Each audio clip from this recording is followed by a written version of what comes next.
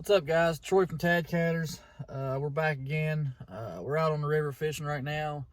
The bite seems like it's pretty slow. We've got a real big cold front come through, but I wanted to show you guys how to not backlash a bait caster. You know, I get a lot of questions how to use a bait caster, or I use spinning reels because I don't know how to use a bait caster. Well, I'm gonna attempt to show you how to use a bait caster and how to not backlash it, how to set one up where you won't backlash it. So stay tuned and let's get into this. All right, guys, most everybody knows that when you cast these out, you come back, you throw it, you let your thumb off the spool spin, your line goes out. As soon as it hits the water, you put your thumb back down. Most of the time that'll stop a backlash, but not all the time. A lot of times, if you don't have that spool tensioner tightened up, you'll get some backlash. So I'm gonna show you guys how to prevent that. Here we got a bait caster reel. This is a pin rival 20, and for the money, you can't beat these little reels. And they cast really good, especially if you set them up right.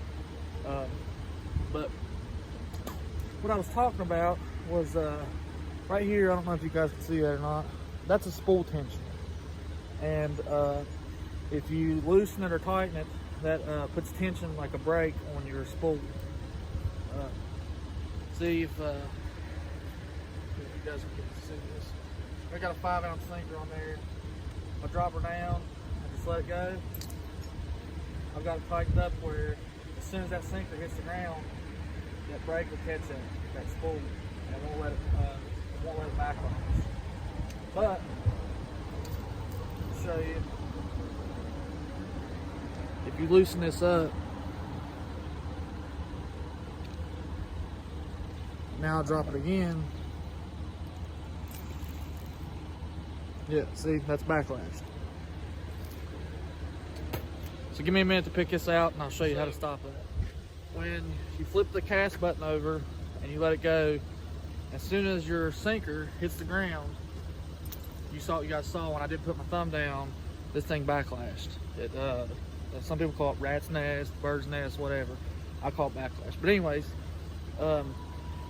in order for that not to do that, to keep your spool from spinning so fast, we're going to tighten this spool tensioner up a little bit, and we're going to keep on tightening it up until when you hit the cast button, you let your sinker down, and when it hits the bottom or hits the ground, your spool stops. So we're going to tighten this up. Let's try this.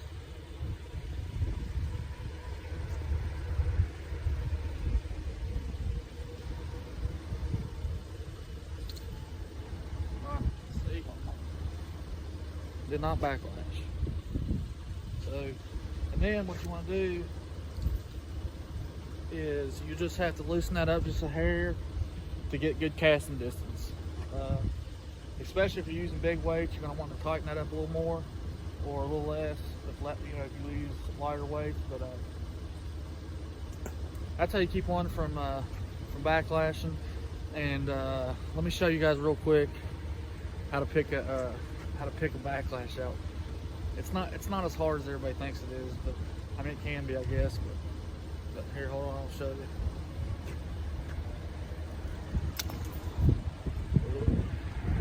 you. Ugh. So just gonna keep pulling this stuff out.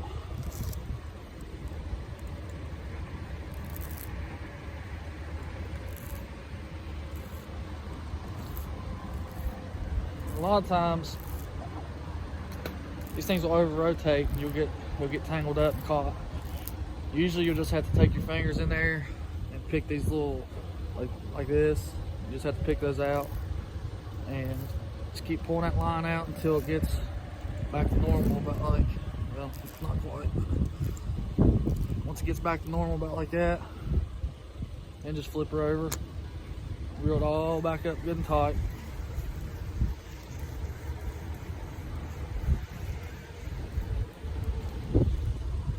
Tighten this back up. A little too tight. a little too loose.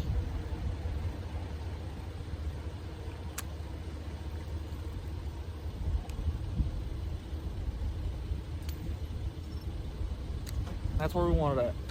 So let me show you guys.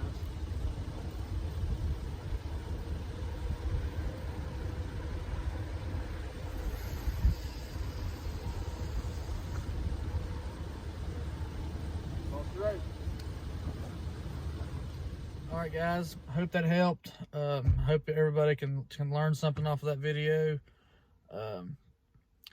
Get out there and practice, man. It took me a while to really get down with the casting them right and not backlashing. And I've spent countless hours picking backlashes out, cutting my line and all that. But like I said, man, I hope that helped you, and stay tuned for more videos. We'll have some more coming out pretty soon, and I appreciate you guys watching.